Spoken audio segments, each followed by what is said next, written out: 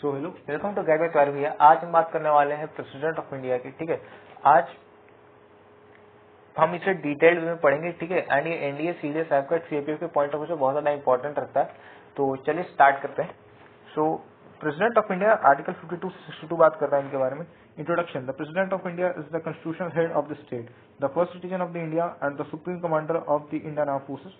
Under article 53 the executive power of the union is vested in the president. However, according to the Article 24, the president generally exercises these powers on the ad and advice of the Council of Ministers, headed by the Prime Minister.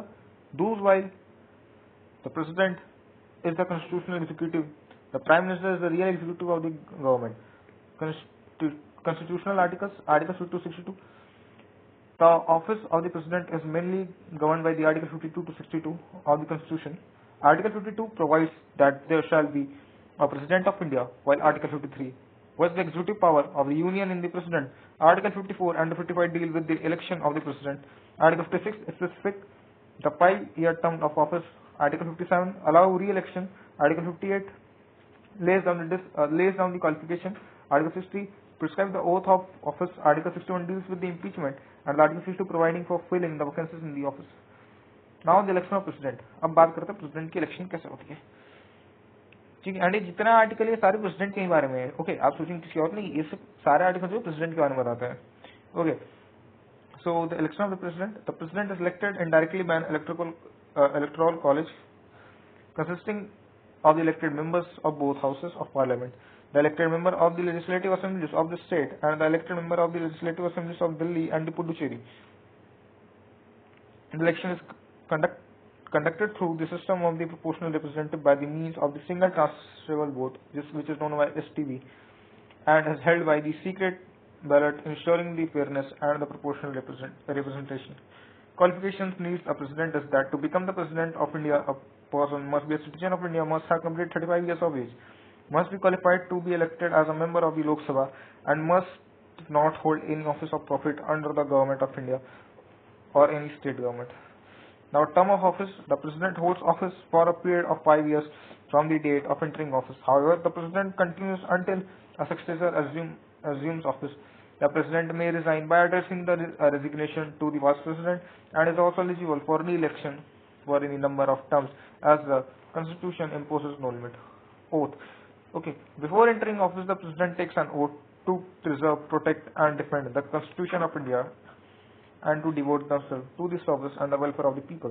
This oath is administered by the Chief Justice of India, or in the Chief Justice absence, the senior most judge of the Supreme Court. Now, the executive power के बारे में बात करें।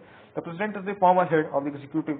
The appoints the Prime Minister, the Union Minister on the Prime Minister's advice, the Governor of the states, the Attorney General of India, the Comptroller and Auditor General, which is known as CAG, the Chief Election Commissioner and the Election Commissioner, the Chairperson and the member of the Union Public Service Commission, the Chief Justice of India, judges of the Supreme Court and the High Court, the chiefs of the Army, Navy and the Air Force, and the Indian ambassadors, and the High Commissioners. These appointments are made according to the constitutional provisions and established procedures. Legislative powers. The President is an integral part of the Parliament and has several legislative powers. The President summons and prorogues the Parliament, dissolve the Lok Sabha, address the Parliament at the commencement of the first session after every general election and the first session each year, and give the assent to the bills passed by the Parliament. The President may return an ordinary bill once for reconsideration, but cannot return a money bill or a constitutional amendment bill. Under Article 123, the President can promulgate an ordinance which Parliament is not in a session, but this is done on the advice of the Council of Ministers. Now, the financial power. The President plays an important role in financial administration. A money bill can be introduced in the Lok Sabha only with the President. The recommendation, the annual budget presented in the name of the President, and the several financial proposals requires the President prior recommendation before being introduced in Parliament. Now, judicial powers. Under the Article 22, the President has the power to grant pardon and reprieve, respite, remission, and commutation. These powers may be exercised in the case involving offences under the union law, court-martial cases, and other centers, subject to the constitution and the legal principles. Now the military power. The President is the supreme commander of the Indian Army, Indian Air Force, and Indian Navy.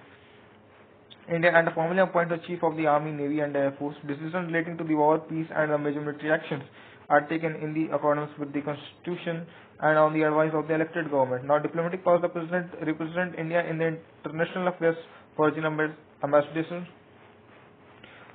Present the credentials to the President. India ambassadors are appointed in the President's name, and the international treaties and the agreement are formally concluded in the President's name, following the constitutional process. Now the emergency power. The President can proclaim the national emergency. Article 352 top करता है तो presidential rule in a state. Article 356 बात करता है financial emergency. Article 360. But this power of the exercise according to the constitution and generally on the written advice of the Union Council of Ministers with the parliamentary approval where required. Now the veto power. The President possesses absolute veto, suspensive veto, and the pocket veto in this certain situation as provided by the constitutional practice. The scope of each veto depends on the type of the bill involved. Now impeachment. The President can be removed from office only through the impeachment under Article 61 for the violation of the Constitution. The process requires a special majority in the Parliament to make it one of the most